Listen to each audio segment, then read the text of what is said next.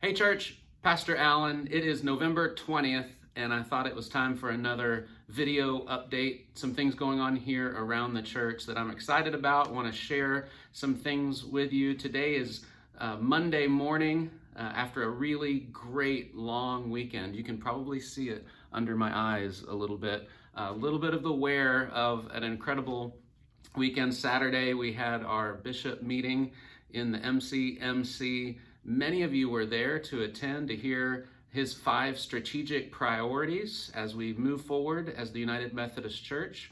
I mentioned some of that in my sermon yesterday. That would be the 19th. If you want to go back and find that sermon, I speak a little bit about some things that he shared on Saturday. A big word of thanks to everybody that helped make that meeting happen. So many cookies and greeters and people putting slides together. It was really a team effort. Thank you so much. We filled MCMC with pastors and people from all over our district, all of the United Methodist churches. Sunday, we delivered 131 Thanksgiving blessing bags. This was an initiative taken on by our youth group, by Kenny Bray, and you all stepped up. This was kind of a risk, something new. We weren't sure how the response would be. And all of the bags went out. We had a goal of 100. We had 131. And they went out yesterday. Thank you so very much. That was incredibly exciting. We've had a couple of staff changes, and I wanted to say just a couple words about that. First is Lisa Blake has changed positions. She has been our graphics designer for many, many years. She was also a communications director before that. She's moving into a new role called the media director. Media director will continue some of the communications pieces, but also lean a little bit more into helping us put videos together, helping us use different social media platforms, finding ways to continue to share our message within the congregation and then also outside of the congregation. So Lisa, welcome. Great to continue to have you serving with us. We've brought on a part-time video coordinator. Her name is Jessica Trevarthen. You may have seen Jessica around Trunk or Treat. She was also around church yesterday and will be here the next few weeks.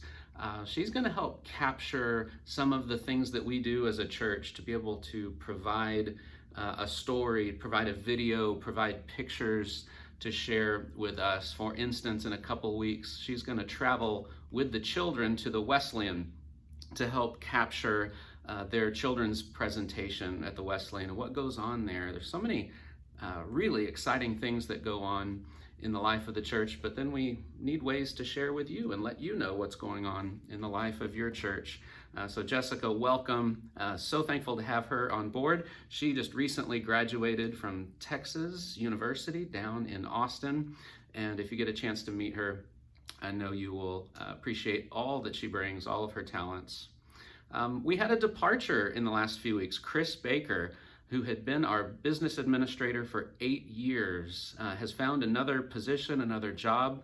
And if you've served on trustees, if you've served on the finance committee, if you've been on a building committee, you're well aware of the hole that is left as Chris Baker departs. She had done so much in finance, facilities, of building. And so we're working through a transition right now. In this window of transition, which is probably going to be the next couple of months, Ken Browning is going to oversee the finances, oversee the accounting, those areas. That's a position he's familiar with. He was in that role before Chris arrived 8 years ago. And then Mike Robertson, our day porter, many of us call him Mr. Mike. The kids at the Learning Tree call him Mr. Mike. He's going to see a little bit more of the building needs. And so as contractors need to come in, as things break every week, as we have needs, we're going to turn to Mike. He certainly knows his way around here. He knows many of the contractors. So Ken and Mike, a word of thanks to you, for both of you, for stepping up into this gap. We're probably looking at a new hire in this area, probably leaning towards finance and accounting. we're going to look for January 1. We're going to try to do our best to fill that role. But just to let you know that these staff transitions are going on. Advent is coming. In fact, it's starting Sunday. Now, officially, Advent doesn't start for another week, but we have moved Advent earlier 1 week so that Christmas Eve doesn't fall on Advent 4. Now, some of you have no idea what I'm talking about, and that's okay. But if you follow the liturgical calendar and you're thinking, wait a minute, this is a little early, that's what we've done this year to allow Christmas Eve to be Advent 4. The theme for Advent this year is Simple Christmas. Simple Christmas. We're going to talk about less is more, and we're going to invite ourselves to think, what would it look like if we downsized Christmas just a little bit? You know, that word downsizing is kind of a popular term right now.